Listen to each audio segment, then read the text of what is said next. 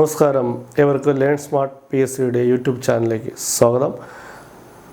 PSC special CPO special ടോപ്പിക്കായ വിവരാവകാശ നിയമത്തിൻ്റെ രണ്ടാമത്തെ ക്ലാസ്സാണിത്. ആദ്യ ക്ലാസ് കണ്ടിട്ടില്ലാത്തവർ ആദ്യ വീഡിയോയുടെ ലിങ്ക് ഡിസ്ക്രിപ്ഷനിലുണ്ട്. അത് കണ്ടതിന് ശേഷം രണ്ടാമത്തെ ക്ലാസ് കാണേണ്ടതാണ്. നമുക്ക് ക്ലാസ്സിലേക്ക് കിടക്കാം. വിവരാവകാശ ഭേദഗതി നിയമം 2019. അപ്പോൾ എന്താണ് ഈ നിയമത്തിൻ്റെ പ്രസക്തി? അപ്പോൾ വിവരാവകാശ ഭേദഗതി നിയമത്തിൻ്റെ ബില്ല് ലോക്സഭ പാസ്സാക്കിയത് 2019 ജൂലൈ 22-നാണ്. അപ്പോൾ 2019 ജൂലൈ 22-ാം തീയതി വിവരാവകാശ ഭേദഗതി ബില്ല് ലോക്സഭ പാസ്സാക്കി. 2019 ജൂലൈ 25-ാം തീയതി വിവരാവകാശ ബില്ല് രാജ്യസഭ പാസ്സാക്കി. 2019 ഓഗസ്റ്റ് 1-ാം തീയതി വിവരാവകാശ ബില്ലിൽ രാഷ്ട്രപതി ഒപ്പുവെച്ചു. 2019 ഒക്ടോബർ 24-ന് വിവരാവകാശ ഭേദഗതി നിയമം അല്ലെങ്കിൽ RTI അമെൻമെൻറ്റ് ആക്ട് പ്രാബല്യത്തിൽ വന്നു. അപ്പം വിവരാവകാശ ഭേദഗതി നിയമം പ്രാബല്യത്തിൽ വന്ന് എന്നാണെന്ന് ചോദിച്ചു കഴിഞ്ഞാൽ 2019 ഒക്ടോബർ 24. വിവരാവകാശ ഭേദഗതി നിയമത്തിൽ രാഷ്ട്രപതി ഒപ്പുവെച്ചെന്നാണ് ചോദിച്ചാൽ 2019 ഓഗസ്റ്റ് 1. ഈ രണ്ട് ഡേറ്റുകൾ അല്ലെങ്കിൽ ഈ രണ്ട് ഇയറുകൾക്ക് വളരെയധികം പ്രാധാന്യമുണ്ടെന്ന് മനസ്സിലാക്കുക. വിവരാവകാശ ഭേദഗതി നിയമം 2019 പ്രകാരം എന്തൊക്കെ കാര്യങ്ങളാണ് നമ്മൾ അറിഞ്ഞിരിക്കേണ്ടത്? അപ്പോൾ ഒരു സ്റ്റേറ്റ്മെൻറ്റ് രീതിയിൽ ആ ചോദ്യം വന്നു കഴിഞ്ഞാൽ 2019 വിവരാവകാശ ഭേദഗതി നിയമവുമായി ബന്ധപ്പെട്ട് താഴെ പറയുന്നവയിൽ നിന്നാണ് ശരിയായ പ്രസ്താവന അല്ലെങ്കിൽ തെറ്റായ പ്രസ്താവന ഏത് എന്നൊരു ചോദ്യം വന്നാൽ നിങ്ങൾ അറിഞ്ഞിരിക്കേണ്ട വസ്തുക്കൾ ഇവയാണ്. ഒന്ന് എന്ന് പറയുമ്പോൾ ഈ ഭേദഗതി പ്രകാരം കമ്മീഷനുകളുടെ, അതായത് ദേശീയ സംസ്ഥാന വിവരാവകാശ കമ്മീഷനുകളുടെ കാലാവധി തീരുമാനിക്കുന്നത് കേന്ദ്ര ഗവൺമെൻറ്റിൽ നിക്ഷിപ്തമാക്കി. അപ്പോൾ കമ്മീഷനുകളുടെ കാലാവധി തീരുമാനിക്കുന്നവരായിരിക്കും സെൻട്രൽ ഗവൺമെൻറ് ആയിരിക്കും. അപ്പോൾ സെൻട്രൽ ഗവൺമെൻറ് നിക്ഷിപ്തമാക്കി എന്നാണ് ആദ്യം പറയുന്നത്.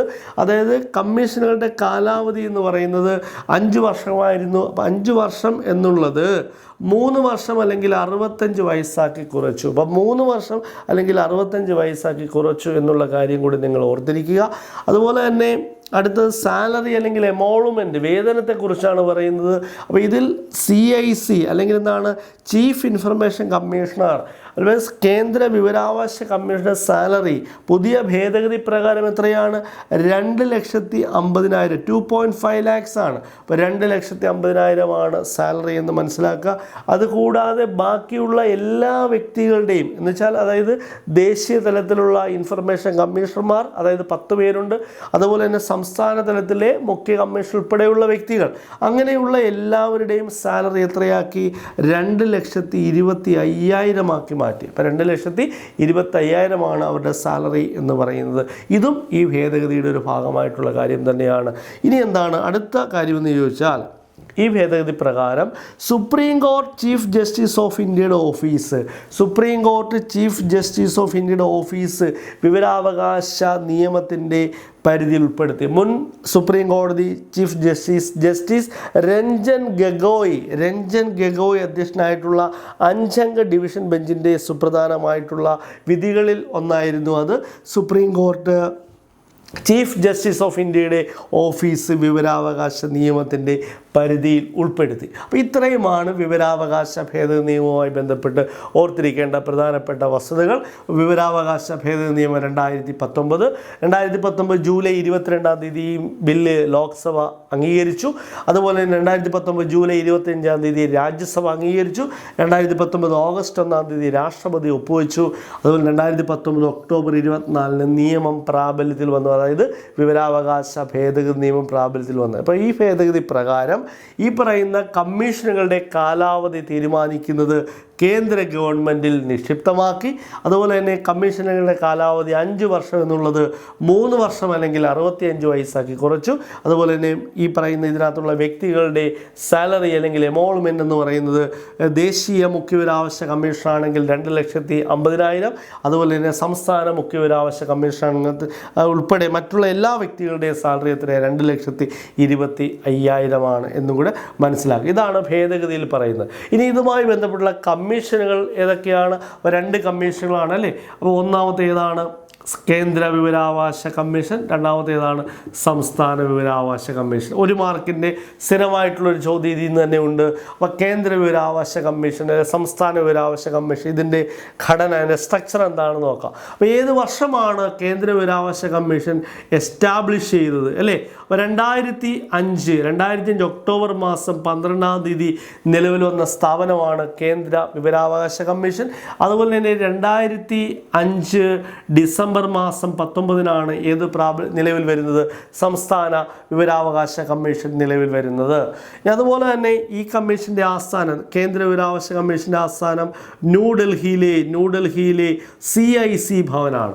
ന്യൂഡൽഹിയിലെ CIC ഭവനാണ് കേന്ദ്ര വിവരാവകാശ കമ്മീഷൻ്റെ ആസ്ഥാനം. അതുപോലെ തന്നെ സംസ്ഥാന വിവരാവകാശ കമ്മീഷൻ്റെ ആസ്ഥാനം തിരുവനന്തപുരം ജില്ലയിലാണ്. അപ്പോൾ തിരുവനന്തപുരം ജില്ലയിലാണ് സംസ്ഥാന വിവരാവകാശ കമ്മീഷൻ്റെ ആസ്ഥാനം. അതുപോലെ കേന്ദ്ര മുഖ്യ വിവരാവകാശ കമ്മീഷൻ്റെ കാലാവധി എന്ന് പറയുന്നത് എത്രയാണ്? 3 വർഷം അല്ലെങ്കിൽ 65 വയസ്സ്.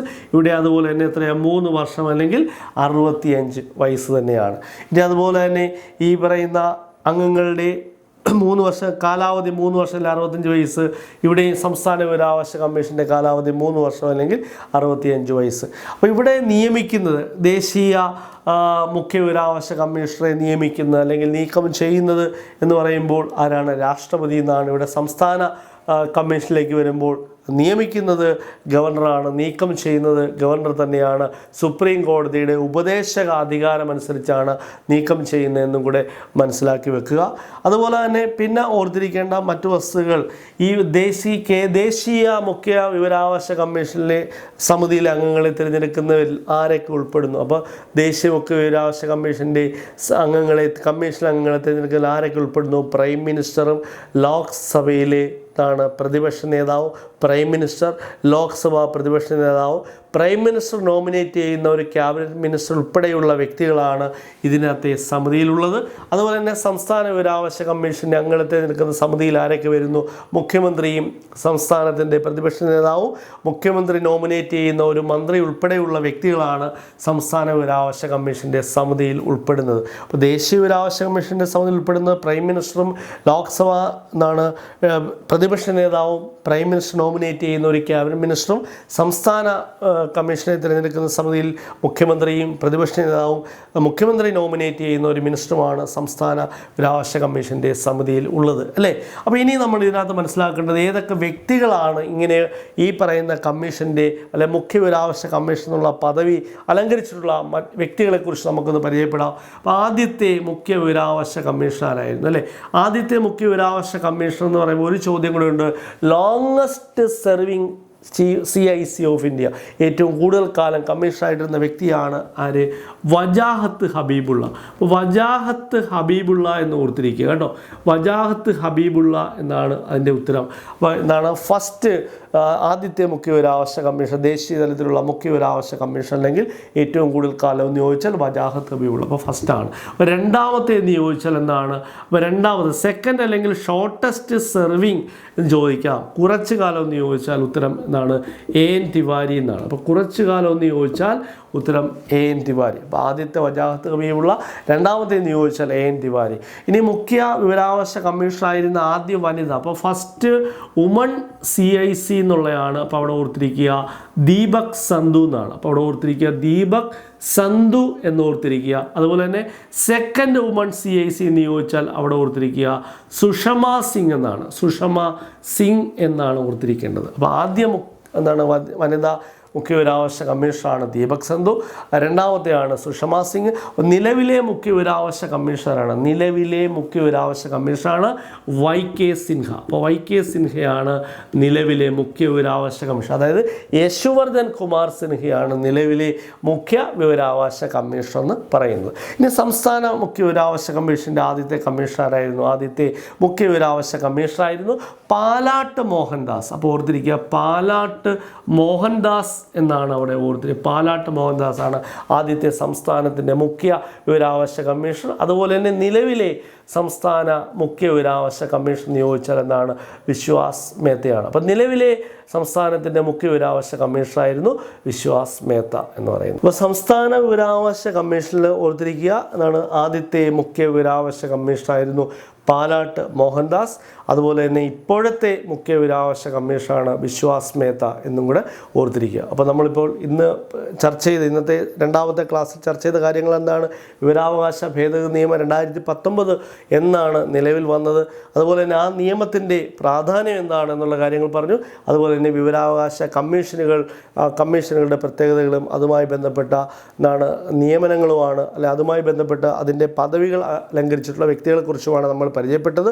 വിവരാവകാശ നിയമവുമായി ബന്ധപ്പെട്ടുള്ള സ്പെഷ്യൽ ടോപ്പിക് ഇതോടുകൂടി അവസാനിക്കുന്നു. അപ്പോൾ എല്ലാവരും വളരെ ശ്രദ്ധാപൂർവ്വം വീഡിയോ കാണുകയും അതുപോലെ തന്നെ നിങ്ങൾ നമ്മളുടെ ചാനൽ സബ്സ്ക്രൈബ് ചെയ്യുകയും നിങ്ങളുടെ സുഹൃത്തുക്കളിലേക്ക് നമ്മളുടെ ഈ വീഡിയോ നിങ്ങൾക്ക് ഇഷ്ടപ്പെട്ടുവെങ്കിൽ പരമാവധി ഷെയർ ചെയ്യുകയും കൂടെ അഭ്യർത്ഥിക്കുന്നു. Okay, thank you.